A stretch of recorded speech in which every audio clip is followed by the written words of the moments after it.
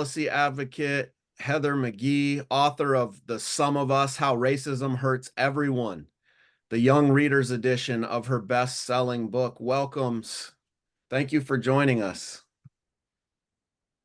Oh, thank you so much. It's wonderful to be with you, educators, librarians, teachers, students, friends of educators, librarians, teachers, and students. Thank you so much to all the organizations who came together to put this together, including, of course, to our late breaking donation from REI Co-op, which I just want to shout out because that meant that we have books that people are going to get, as you mentioned, Cierra, and I'm just super thrilled to have been able to make that happen. No doubt, no doubt. Well, this is really special. I'm excited for this conversation.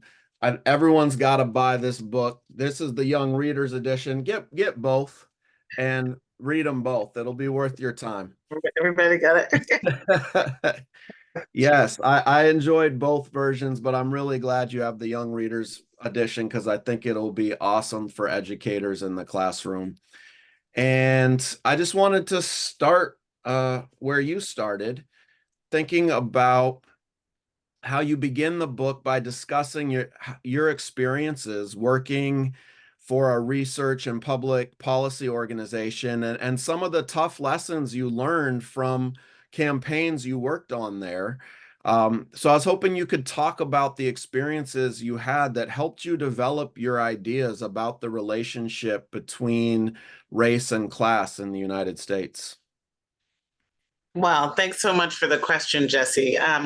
Yeah, I spent nearly 20 years at a think tank. I spent 4 years as the leader of it, and the think tank is called Demosis, and we're solutions to inequality. And so every day I went to work and did research and statistical analysis and advocacy and writing white papers and drafting legislation and testifying in front of Congress and state houses, all about the kind of kitchen table economic issues that keep most families up at night, right? So why do we not have universal childcare and paid family leave and a well-funded, excellent public school in every single neighborhood, right? All of these kinds of issues, why we have this massive increase in student debt. Why do we have crumbling infrastructure? Why do we have poverty wages, right? These are the kinds of issues that I was working on. And with my background in law and economics, kind of the idea, the whole setup was that you would, be in this sort of house of study and expertise, a think tank, and you would study these problems and craft evidence-based policy solutions and then bring them to the halls of power, and whether they were business leaders or politicians, and then they would make better economic decisions that would make our economy kind of flourish and thrive and lower economic insecurity. And it just wasn't happening, right? I don't have to tell anybody on this call. Certainly, really, I mean, I started writing the book in 2017. So it felt like we were now at that point, almost 5 decades into what I call the inequality era, where 1% of the population had more wealth than the entire middle class, and less than half of adult workers were paid enough to meet their basic needs. And there just wasn't enough sense of urgency and problem solving. And there was too often too much kind of like demonization of the kinds of anti-poverty solutions that felt like, we had the evidence to show that they would be great for the economy. And so I ended up making the unexpected decision to leave my job. It was really my dream job, working as the leader of an organization that I had been hired at as an entry-level staffer when I was 22. And I hit the road. And I ultimately would spend 3 years crisscrossing the country, trying to figure out why it seems like we can't have nice things in America. And what I discovered was that in so many ways that even I, a Black woman, the descendant of enslaved people on both, sides of my family, even I did not realize the extent to which racism in our politics and our policymaking was actually driving a lot of the political and economic dynamics that were causing inequality and economic insecurity for everyone, right? And so that was the sort of big aha, it's the big thesis of the book, that racism ultimately has a cost for everyone, of course, because, when we think about the economics the largest share of the impoverished and the uninsured are white folks, right? Even though Americans of color are disproportionately so. And so throughout the book, it's really a whole bunch of different stories of ways that I uncovered the kind of hidden fingerprints of racism on some of the most vexing public policy issues of our time. And ultimately, it's a hopeful book. And it's been really fun, as you said, Jesse, to have this young readers version. The paperback just came out 2 weeks ago, I think, which is great because I've gone to over a dozen schools and libraries across the country talking to young people about the book, and it's been the hopefulness and the sort of where we all have a stake in this piece that they have felt really empowered by. Yes. That is so interesting and so fascinating. And also, as you talk about in the book, something that is not new. We see this same sort of lineage being traced all the way from some of this country's colonial history and the colonial laws and policies that were used to codify racism. And so you write about this country's colonial history and how the colonizers worked to instill this zero-sum hierarchy in the newly created white population in the Americas. Especially important is your discussion of how colonial powers really reacted with new laws to interracial organizing between white indentured servants and Black enslaved people during Bacon's Rebellion, which is so interesting to me, the fact that these sorts of resistance actions were taking place, and that's why they created these laws and policies. So can you explain the term zero-sum hierarchy and how that hierarchy manifests in this history? Yes. So I was looking for what are some of the stories that Americans tell themselves that may stop us from being able to come together to find common solutions to our common problems. And the first big insight that I gleaned on my journey was that there is this big lie, and it's an old lie. It's the lie I call the zero-sum racial hierarchy. And this false story goes that there's kind of like a fixed pie of well-being. And if I get a bigger slice, that means that you must get a smaller slice. And it's a story of group competition and of racial group competition. It's racialized because the story goes, it's, if people of color progress, then that must be a threat to white people. And according to a whole bunch of social science, this is a big story in America. And it's a big story that is racialized, both because it's a story of racial competition and because it is actually more commonly held by white Americans than it is by Americans of color. Generally speaking, we don't tend to think that our progress has to come at white folks' expense, but the reverse isn't true. And when I learned that, about the kind of zero-sum story, right? Of course, a zero-sum game is one in which there's no mutual progress, right? If one player scores a point, the other player loses a point. When I learned about this zero-sum mental model, it really struck me as something that runs absolutely counter to the economics, right? The economics would say that in a flourishing society, you want all of your players on the field scoring points for your team. You don't want anyone sidelined due to debt, discrimination, disadvantage. Economists at Citigroup calculated that the Black-white economic divide had cost the U.S. GDP, the U.S. economic measurement, $16 trillion over the last 20 years, right? So inequality is bad for growth. It's not a zero sum. And yet, the zero-sum lie tells us that we're not all on the same team. And so I asked the question, well, why is it that my white brothers and sisters are so much more likely to view the world through this zero-sum lens? And it's like, it's not a natural thing. It's not biological. There is not this sense that, there's some relationship between the melanin content in your skin and your ability to see the world through a zero-sum lens, right? That's not the way it works. Good night, Riaz. I love you. Okay. Sorry. Broke into the room. And so because everything we believe comes from a story we've been told, I wanted to say, well, where did this story come from, right? Who's telling white Americans this story of zero-sum racial competition?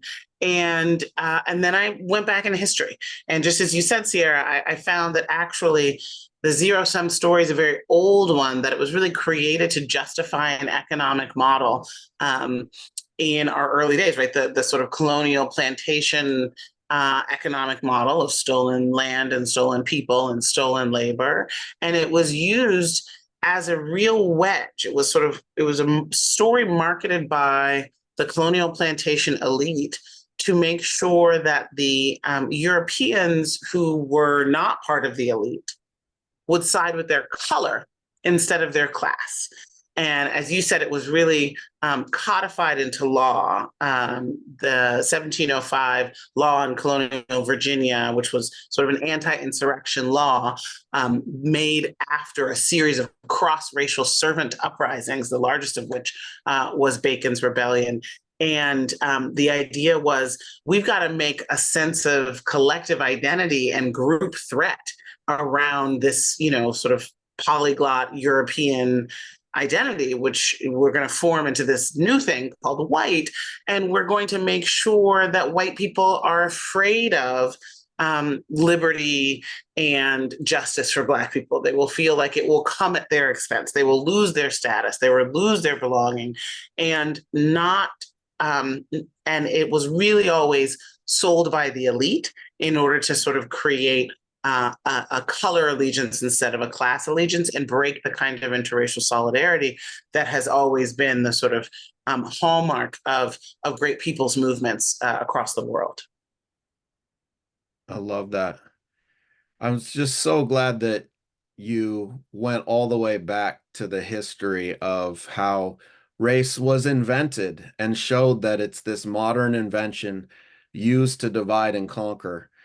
And I really love the powerful metaphor of draining the pool that you developed to help us understand how this divide and conquer works today.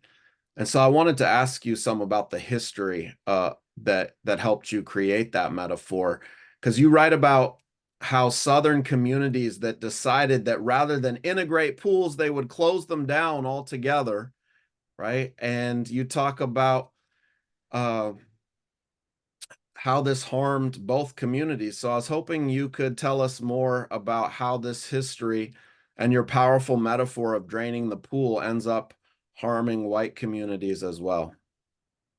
Yeah, sure. So as you can see from the cover of The Sum of Us, both the adult version and version, it's this wonderful piece of art that was created for the cover that is of two kids swimming in a pool. And the reason why I chose that as the cover art as well as the central metaphor is because I really did, I do believe that image and metaphor can be very powerful, which is the way I think about what I most of my time going around the country, giving talks. What I hope the book does is truly, create an education around the relationship between race and class in this country. And so what I was able to discover on the course of my journey was this phenomenon that was a real kind of piece of the American landscape that no longer is, which is the bygone, lavishly funded grand resort style public swimming pool. And these were the kinds of public swimming pools that could hold thousands of swimmers at a time. They were often built through the New Deal Works Progress Administration.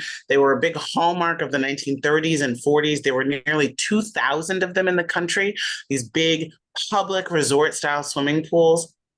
And they were usually segregated, either, under Jim Crow in the South with a whites only sign on the fence, or just by custom and enforced through intimidation and violence all over the country. And when the civil rights movement empowered Black families and their allies to be able to litigate and sue and say, it's our tax dollars that have funded these public pools all along as well. And in the case of the swimming pools, we want our children to be able to swim too. And the courts began to side with them. And so you began to see this wave of integration orders for things like public swimming pools in the 1950s. And I became obsessed with tracking down the stories of what happened when public swimming pools were integrated. And so often what ended up happening was that towns and cities would rather drain their public pools rather than integrate them. In the book, I tell the story of going to Montgomery, Alabama, and walking the grounds of what used to be 1,000-person swimming pool that was filled in and covered with grass, effective January 1st, 1959. And it was, something that happened. Of course, that meant it destroyed a public good rather than have it be shared across the color line.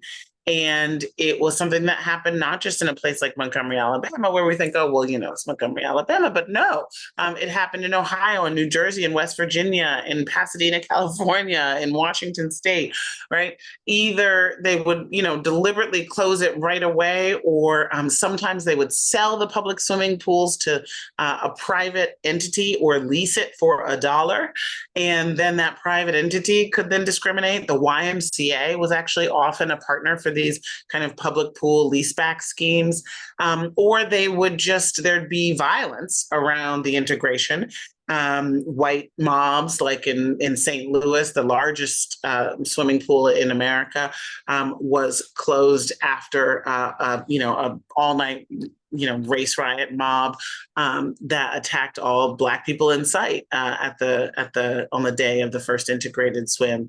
And oftentimes then white people would stop going to the pools if Black people started going. And then when white people stopped going, often the tax dollars would stop flowing and you would stop repairing the pools. And so this story of the kind of loss of something that was in many ways, for me, kind of this glittering reflection of this deeper economic ethos of the New Deal era, is really, for me, a helpful way to understand how we went from a country that had not just public swimming pools, but other kinds of economic public goods, right? Social Security, the big investment in housing stock in the 1930s and 40s, the GI Bill, the creation of affordable mass home ownership through government policy to create and support and regulate mortgages, high labor standards, wage and hour laws, high collective bargaining principles and enforcement, right? All of that,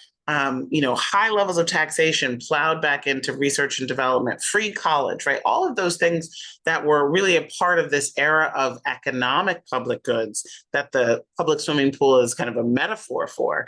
Those were the hallmark of the 30s, 40s, and 50s, and they helped to create a thriving white middle class. And in the book, in the chapter Racism Drained the Pool, I explain how those economic public goods were just as segregated as the pools. And I go through each and every one and talk about how it excluded Black and brown families and, leading to the racial wealth gap today.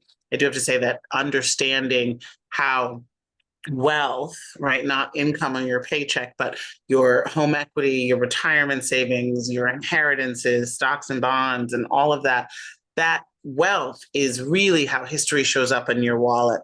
And I have to say, for educators on the call, when I explain the way that families are able to pass things on, and if your family was able to get some of those public goods in the first half of the 20th century, your family today is so much wealthier. And that's really how we can explain the racial wealth divide, which helps young people understand what they see in their communities, right? When they see the stark differences between neighborhoods of color and white neighborhoods. And it really often comes down to wealth, because it can't be explained by the hard work of people today, right? The Black college graduate has less wealth on average than a white high school dropout, right? So that's the kind of, amazing fact that helps people understand that it really is about history showing up in your wallet.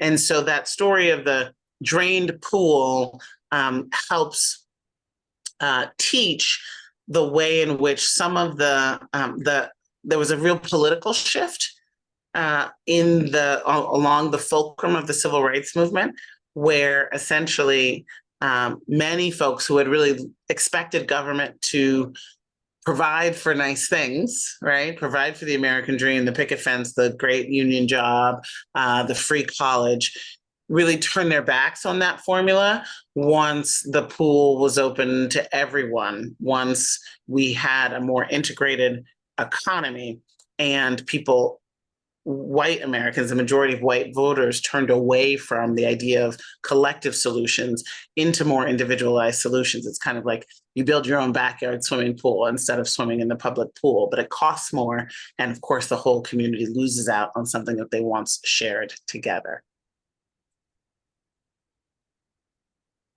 Oh, yes. All the examples that you are giving to just remind us of all of the ways that this shows up and how insidious it is. I know as I was reading the book, just thinking about student loans, right? And how you talked about when the college going population became more diverse, that cost started to increase. And there was this privatization of public colleges. So it's just so insidious because it's everywhere. And so you have a chapter called The Hidden Wound, where you advance an argument that you derived from a book by Wendell Berry. Can you talk about the argument that Berry makes about the hidden wounds of white people and the similar argument that James Baldwin made as well? Yeah. So, throughout the book, I kind of catalog these costs that everybody pays for a society that is organized and still haunted by structural racism, And, as you said, there's a chapter on the financial crisis, on unions and poverty work, and there's a chapter on housing and healthcare and education. And it's mostly the big issues, right? The big things that families struggle with. The big economic issues. But I had to admit, as I was sort of bringing the book to a close, that there was something else that was more on a personal level, dare I say, on a moral or spiritual level, that is a cost that we all pay for racism. And so that's what the Hidden Wound chapter is about. And it's been interesting when I talk to young people, that's one of their favorite chapters, as is the chapter Living Apart, which is about segregation, including segregation in public schools.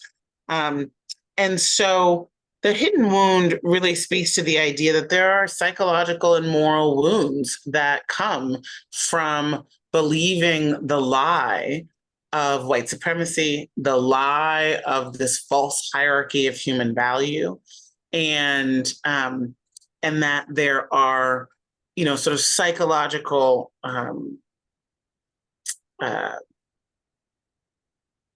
dynamics that are created in order to deny the extent of racism, in order to figure out a match between the moral code that you may have in your family, and as you learn that your race has been a part of this, massive injustice, and how do you square those things? One of the more kind of interesting conversations that I tend to have when I'm talking about this chapter is when people really understand, because I try to make this example as much as possible, that, when Jim Crow and, a racial caste system was the law and spirit and culture of the land in the United States, that wasn't just evil, hood-wearing white people who were complacent with it, right? And so it's very important to not create this kind of false dichotomy that says that, it's not easy to, to be a part of a system that is wholly unjust, right?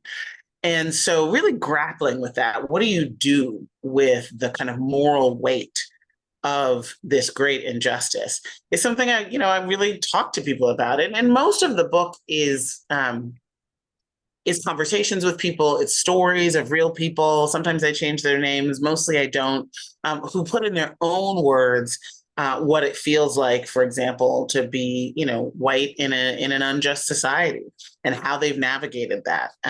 So there are lots of different stories in the chapter, The Hidden Wound. And at the end, I actually talked to faith leaders in a number of different faiths who articulate for me how it is that racism gets in the way of divinity, of the kind of salvation and the kind of uh, oneness with God that all religions are seeking. Right on. I think we have time for probably one more question before we go to breakout rooms, and then we'll come back to continue the conversation. But I wanted to ask you about a study that you quote from the Southern Poverty Law Center that examined the curriculum standards in 15 states. And the study found that none addressed how the ideology of white supremacy rose, right, to justify the institution of slavery. And most of the standards fail to lay out meaningful requirements for learning about slavery altogether, or about how enslaved people's labor was essential to the American economy, right? Mm-hmm. All of these problems, and this study came out before the wave of laws that are banning teachers' ability to teach the truth about U.S. history and structural racism. Yeah. And connected to that, for decades, schools across the country have had an inadequate response to the climate crisis as well, which really threatens students' lives and the future of this planet. Fossil fuel companies and many politicians and others who oppose climate justice and cheer for inadequate responses, I think, need to be challenged in our curriculum. But as you write, for them, there is a quote, zero-sum competition between the environment and the economy, or even a zero-sum between the winners of the hierarchy today and those who are just fighting for air. So what's the role that the education system plays in perpetuating this zero-sum mindset? And in what ways do we need to change the education system? Yeah, I mean, having written the book before the wave of book bans, the divisive concepts laws, and all of that, it's bittersweet. It feels like in many ways the concepts in the book around drained pool politics really are very applicable to what's going on today, right? So, I think that this strategy that is a very hyper partisan, well-organized and well-funded strategy that is not popular in any state in America, and no state in America is book banning popular with the majority of the population, right? Even though state legislators are able to cram it down, and even though, oftentimes it's just a handful of cranky people creating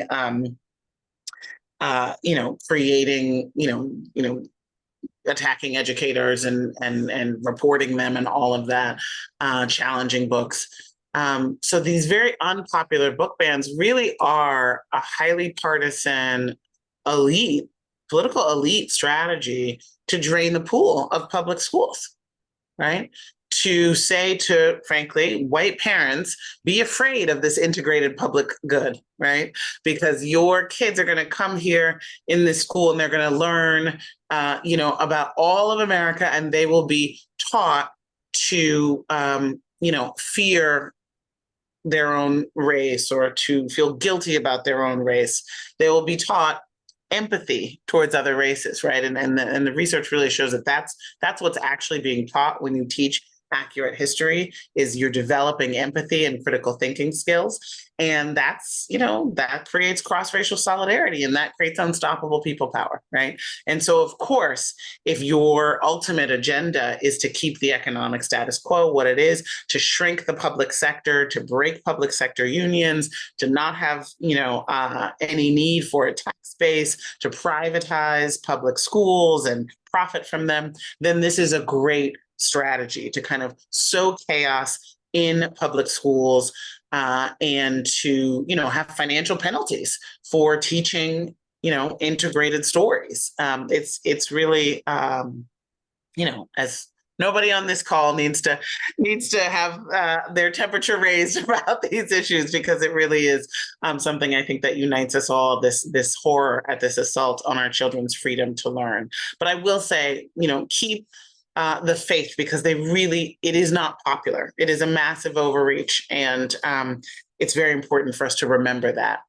I want to note, and maybe Alyssa, my assistant who's on the line, can drop in the chat that at every turn, for every version of this story that I've told, I've really wanted to create educators' guides and discussion guides. And I just want to make sure that you have those. There's an educator's guide for the young readers book. There's an educator's guide for the adult version for, like first year common reading experience. There's the podcast, The Sum of Us, which I made the year after the adult book came out, is really all focused on stories, inspiring stories of cross-racial solidarity all across the country. And that podcast is free. There are a lot of learners who love to listen to podcasts, and you want to bring in audio. That is available. And there is a companion guide to the podcast. You can find that on the somofuspodcast.com to help educate, use in each of the issues. Each of the episodes is a different issue. That is really kind of a great teaching opportunity. So I just want to make sure that before the end of the hour, before we move to breakout sessions, that everyone knows about all of those resources. Oh, for sure. I love the podcast. Really glad that there is an additional resource especially for classrooms. And we'll send out links to everything for all the people who attended tonight that can help you teach this in your classroom. Thank you so much for this. Nobody should go anywhere. We're about to head into breakout rooms. Well, we are going to head back into the conversation. Hello. Looking forward to hearing some more about the book. And I hope that you had a chance to check out the chat box and all of the affirmations of your work, as well as some of the questions and things that surfaced. But as we move forward in the conversation, one thing that really stuck out to Jesse and I was the idea of the solidarity dividend, to describe Americans working across racial lines to struggle for the common good and achieving better lives for us all. So can you share with us some examples from the people that you talked to around the country? Absolutely. And that was a great, pithy definition of the solidarity dividend. So I appreciate that. So basically, there are three core concepts in the book: the zero-sum racial hierarchy, the drain pool politics, and then the solidarity dividend. And the solidarity dividend is exactly that. This idea that we can really gain things, right? Real gains, dividends, that we can unlock, but only through the power of collective action. And in our diverse country, where racism has so often been used to divide working and middle-class people from one another, stop us from swimming in the same pool. It really takes multiracial solidarity and cross-racial solidarity. So the 10th chapter of the book is called The Solidarity Dividend, and it tells some stories of really unexpected folks realizing that they have more in common than they have that keeps them apart, and that they have more power together than they do on their own. And then, because, deadlines are deadlines, I really felt like when I was writing the book that I wanted more stories of solidarity dividends than I was even able to get into the book. And the sort of big story, the kind of memorable story in the book is about a town which unfortunately has been added to the list of towns whose names are synonymous with mass shootings. It's a town called Lewiston, Maine, that very recently experienced a horrendous mass shooting. And it's a town where I spent a lot of time because it's a town that has been revitalized by the presence of people very unlike the folks who've lived there for the past 100 or so years. And it's African, Muslim, mostly refugees and immigrants who have helped to revitalize this white town in rural Maine. And so I tell that story in the book, but the podcast is actually exclusively stories of solidarity. I really wanted to go back out on the road and collect more stories of cross-racial organizing. And so each of the episodes in the podcast takes place in a different place in the country. And it's like Memphis and rural Nevada and small town Maine and Kansas City and others. And tells a story of, some problem in their community that has its roots in racism, even if it's not obvious. And it tells a hopeful story of a victory of people coming together across race to solve it. One of my favorite stories is the first episode, actually. There's sort of a prologue episode that's just about the pools and kind of setting up the whole themes of the podcast, but the first full-length episode is about Memphis. And it's about an historic campaign that united Black and white Memphis, very, very segregated city, the place where Martin Luther King was assassinated. And it was this amazing, unlikely campaign to deal with environmental injustice in the sacrifice zones that Black Memphis had become highly polluted. But there was a big oil pipeline that was threatening to run through Black Memphis, but also threaten the entire city's natural drinking water. And it was this amazing cross-racial campaign. And the leader of the campaign was a young brother named Justin J. Pearson, who you can hear talking in the podcast. He's kind of one of the stars of the story. And about a year after the podcast came out, he ended up running for state legislature. And then when yet another mass shooting happened in Tennessee, he and two other state senators helped and supported the parents and teachers and students who were protesting in the state capitol. And the right-wing legislature in Tennessee just went hard on those three, the two Justins especially, and really he became sort of a sensation overnight because it was unbelievable the way in which they tried to silence him. And he's just an extraordinary young man and an extraordinary leader. And I feel very, proud that I got to know him kind of early on in his career. And funnily enough, I got to know him because he read the book and talked about the solidarity dividend in his rally at the rallies, 5 years ago, 3 years ago, sorry, to block the pipeline. Oh, that's so cool. That's great.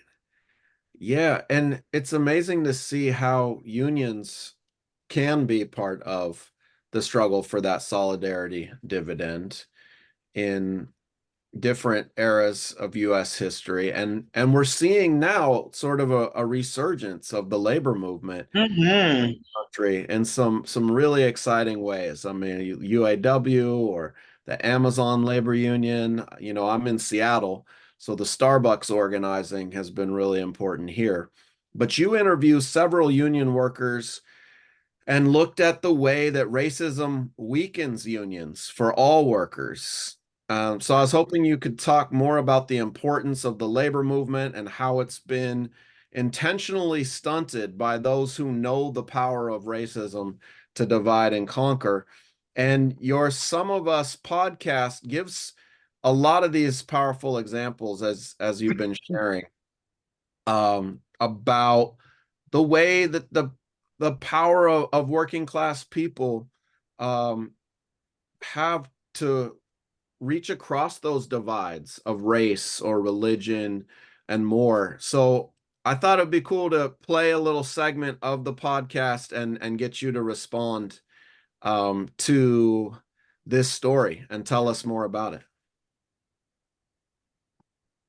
This was the first time in my life I had seen so many people of so many different backgrounds in the same room. And at that point, even before anyone got up and spoke or anything, I kind of felt this shift in my mindset where I suddenly became the person who said, we need this everywhere. Bridget, like many Americans, especially white Americans, had bought into the lie of the zero-sum racial hierarchy, the idea that there's a ladder of human value, and $1 more in a brown or black person's pocket must mean $1 less in hers. But this first meeting opened Bridget's eyes to a different story about our country. Yeah. So I don't know if you want to comment on Bridget's story or just Yeah, Unity sure. in general.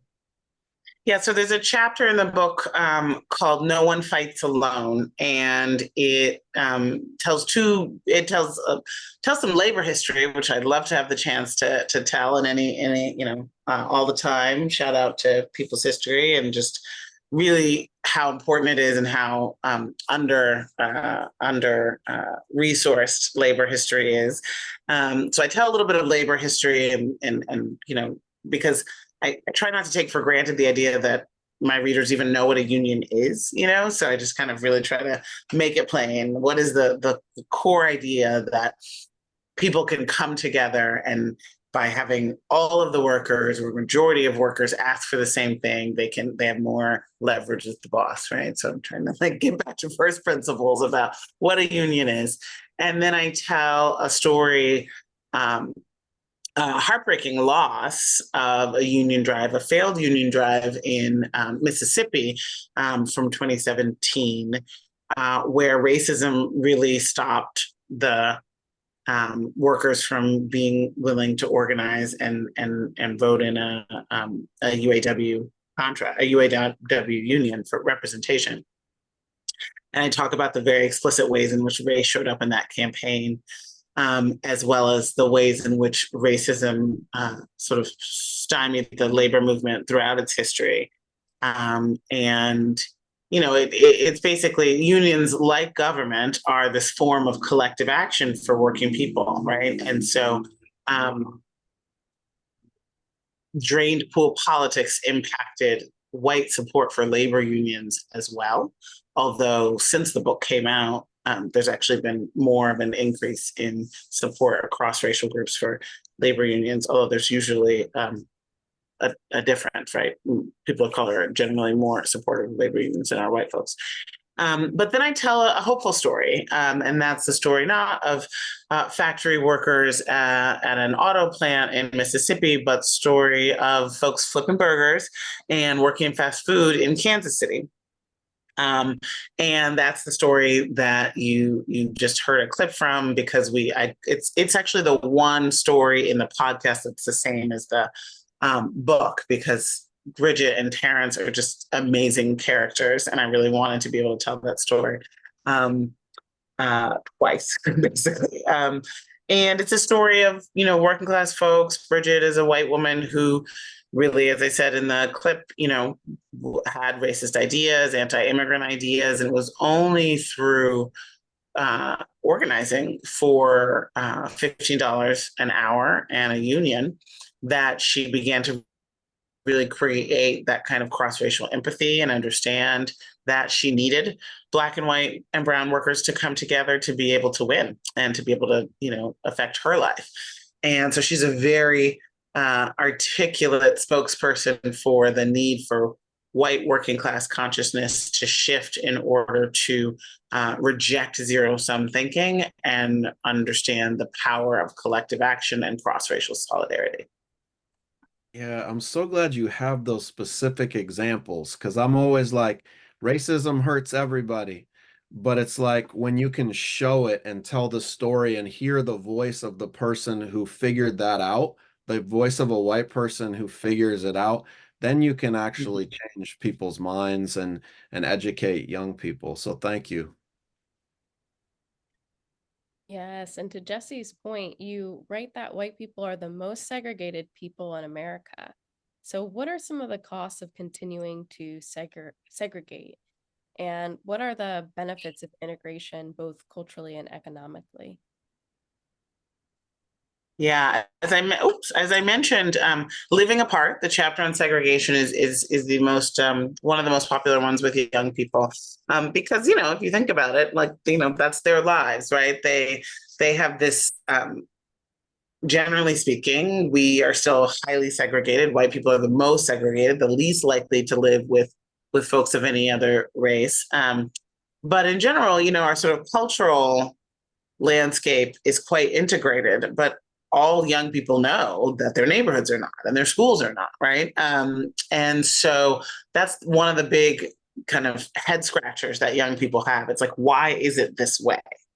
And so in Living Apart, I tell the history of how the government segregated America. It's a real kind of condensed version of Richard Rothstein's Color of Law, and then talk about it from the perspective of young people. So there's some characters in that chapter who are young folks who are white kids who go to integrated schools and really see that as a positive good.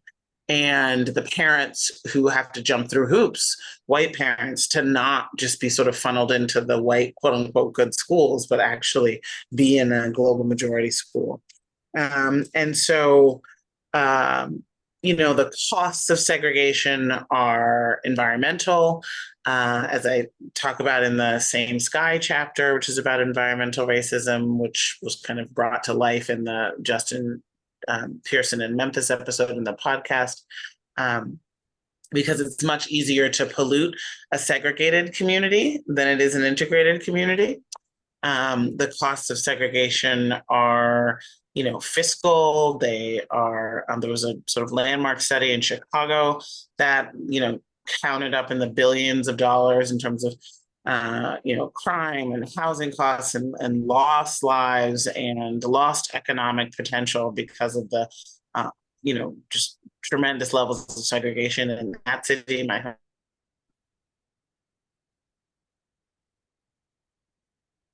hometown. And then, of course, are well documented, though the Supreme Court doesn't seem to have listened to any of that evidence. The benefits, to white students of integrated schools, the benefits to everyone of integrated education and integrated neighborhoods. And so that's a chapter, Living Apart, that really just focuses squarely on, in some ways, the most visceral experience we have of the legacy of racism. Yeah, what an awesome conversation we've had. I just have one more question and we just have one more minute, but I wanted to be sure that we get to the teaching ideas around this book. So I wanted to ask you what ideas you would offer for teachers on the call here to teach this important history and its connection to the present, right? So that people can see how this history impacts the way we're living today. And or what message do you have for teachers about their roles at this time? Great. Well, in closing, I want to say thank you to Cierra and Jesse, to our ASL interpreters who have been wonderful. And to all of you, 300 of you still on the line, at 8:30 at night on East Coast time. Thank you so much. Obviously throughout the conversation, we've been, tossing resources left and right. But ultimately, here's what, I hope I've made it clear that my dream for this book, for the adult version, and then it was, beyond a fantasy for there to be a young reader's book. But my dream for this whole project of The Sum of Us was for people to read it in groups, for it to be the kind of book that I wish that I had when I was growing up and I was trying to make sense of our society and politics and the dynamics, the often very racialized dynamics that I heard in our public discourse and the inequalities that I saw from neighborhood to neighborhood. I wanted this to be a kind of book that helps explain so much of what puzzles any American, right? That's why the opening lines, you ever wondered why we can't seem to have nice things? I didn't want this to be a book for people who, have studied economics, or a book for people, this is their 50th book they've read on race and racism. I wanted this to be sort of an entry-level book for people to understand how we got this way. And so, there is history in every chapter, because I think to know where we are today, we have to understand the steps we took to get here. But it's really a book about the present, and more importantly, about the future.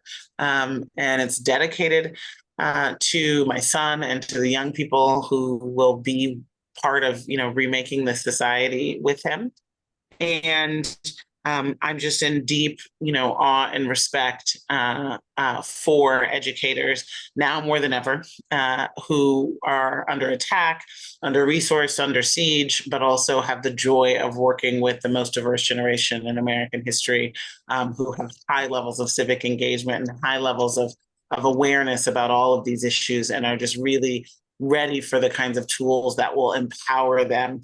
And just in closing, to say that the thing that I keep getting back from students and from librarians and educators is that so often the discourse around racism can be depressing, right? Of course it is. But young people, have got enough to be depressed about and anxious about, but that I did write the book to be hopeful.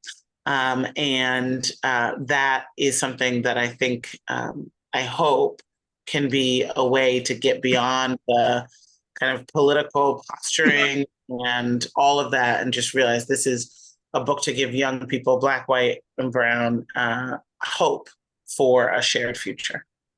Yes.